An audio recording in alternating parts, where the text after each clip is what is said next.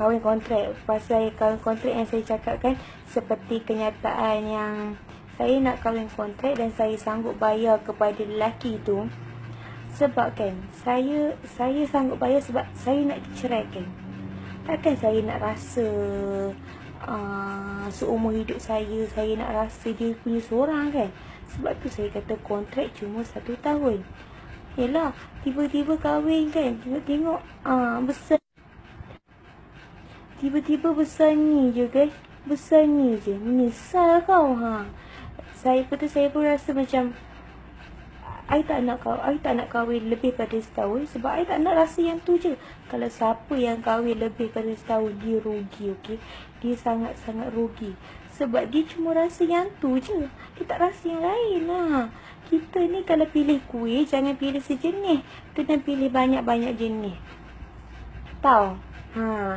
Kita bayar wang hantaran dekat lelaki tu pun tak apa. Tak rugi pun guys. Mereka bayar kita RM10,000 ke RM20,000 kan. Tapi nak suruh kita kemas rumah, basuh baju, masak. Ingat orang gaji guys. Orang gaji boleh lah kau nak suruh masak semua tu kan. Yang ni kita orang perempuan ada status sikit guys. Nak suruh kita buat macam orang gaji. Duit kita ada babe. Lepas tu kan, nak rasa hotel apa je kan. Buat apa kan, hotel pun buruk kan. Kita tak tahu, saya tak. Bagi makcik bawang, pakcik bawang yang duk kecam-kecam saya tu kan. Janganlah kecam-kecam sangat. Saki takut laki hampa tu yang duk cek-cek. Duk cek-cek tak kira ada pula hak yang volunteer nak jadi nombor 2. Yang makcik-pakcik bawang tu kan tak payahlah duk kecam-kecam. Makcik bawang dengar sini cik nak habak no. Makcik bawang pergi jaga aset makcik bawang tu. Jangan bagi mulut tu berbusuk. Jangan bagi mulut berbusuk duk kecam-kecam.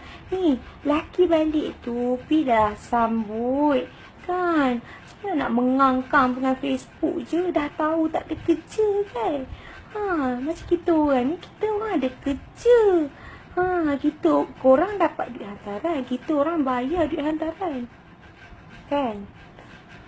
So, mengenai kahwin kontrak tu sebab saya tak nak rasa seorang je.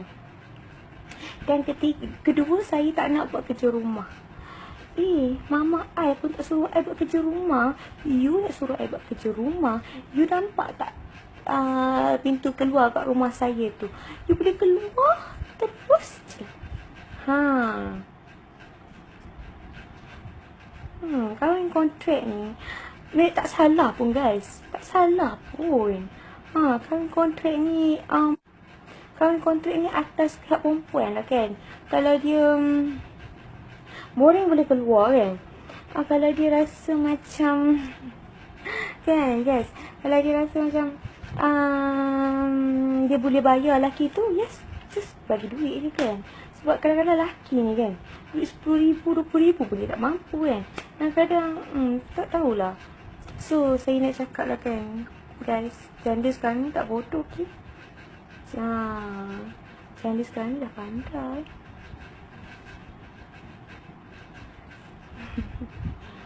Kepada makcik bawang dan pakcik bawang, sila meninggal.